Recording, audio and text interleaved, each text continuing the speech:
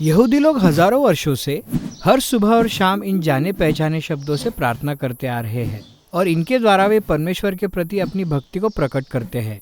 इन्हें शेमा कहते हैं। हे इज़राइल सुन, यहोवा हमारा परमेश्वर है, यहोवा एक ही है। तो अपने परमेश्वर यहोवा से अपने सारे मन और सारे जीव और सारी शक्ति के साथ प्रेम रखना। हम यहाँ जीव शब्द को देखेंगे।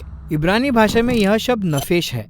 पुराने नियम में इसका इस्तेमाल 700 से अधिक बार किया गया है। हिंदी में इसका अनुवाद जीव किया गया है। यह एक प्रकार से दुर्भाग्यपूर्ण है और इसका कारण यह है, शब्द जीव अपने साथ साथ प्राचीन दर्शन शास्त्र के बहुत सारे तामझाम को भी लेकर आता है, जिसके अनुसार जीव व्यक्ति का अभौतिक अविनाशी तत्व है जो शरीर में समाया या फंसा रहता है और मरने के बाद छुटकारा पा जाता है। यह विचार कुछ ऐसा ही है जैसे किसी यंत्र में कोई भूत हो। यह विचार बाइबल की सोच से बिल्कुल भिन्न है। इब्रानी भाषा की बाइबल में नफेश शब्द का अर्थ कुछ और ही है। नफेश शब्द का मूल अर्थ है गला। जैसे इजरायली जब जंगल में भटक रहे थे, वे भूखे और प्यासे हुए। उन्होंने परमेश्वर से कहा, हमें वे खीर और खरबूजे याद आते हैं जो हम मिस्र में खाते थे। अब हमारा नफेश सूख गया है। नफेश का अर्थ केवल गला ही नहीं होता, क्योंकि आपका सारा जीवन और शरीर उस पर निर्भर करता है जो आपके गले से आता और जाता है। इसलिए नफेश का इस्तेमाल संपूर्ण व्यक्ति के लिए भी किया जा सकता है। जैसे उत्पत्ति में याकूब के परिवार में 33 नफेश थे,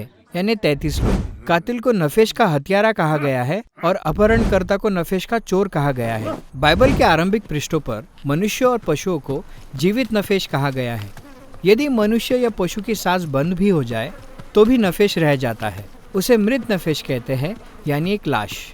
बाइबल में लोगों के पास नफेश नहीं होता, वे स्वयं नफेश हैं, एक जीवित सांस लेने वाले भौतिक प्राणी।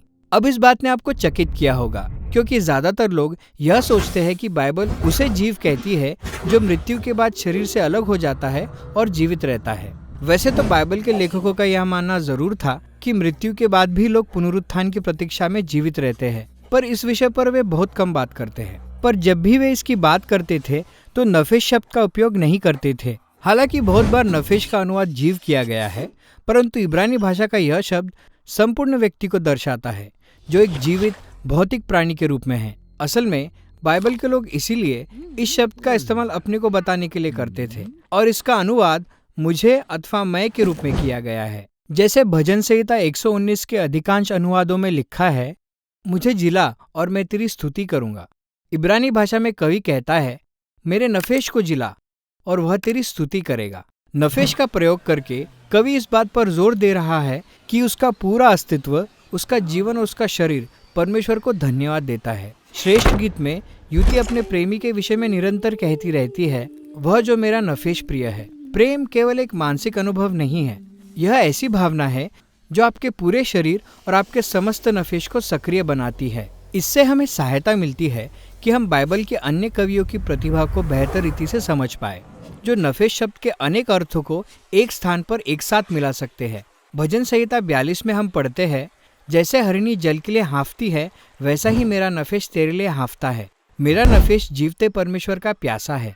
तो भौतिक स्तर पर आपका गला हरिणी के समान प्यासा हो सकता है, परंतु यह शारीरिक प्यास उस तीव्र लालसा का रूपक भी बन सकती है जहां आपका पूरा अस्तित्व अपने सृष्टिकर्ता को जानना चाहता है और चाहता है कि सृष्टिकर्ता भी उसे पूरी तरह से जाने। और यह विचार हमें फिर से शेमा तक लौटा लाता है। अपने परमेश्वर से अपने सारे नफेश के साथ प्रेम रखने का अर्थ है अपने संपूर्ण शारीरिक अस्तित्व को अपने सृष्टिकर्ता के लिए समर्पित कर देना, वह जिसने हमें सर्वप्रथम ये अद्भुत शरीर प्रदान किए हैं।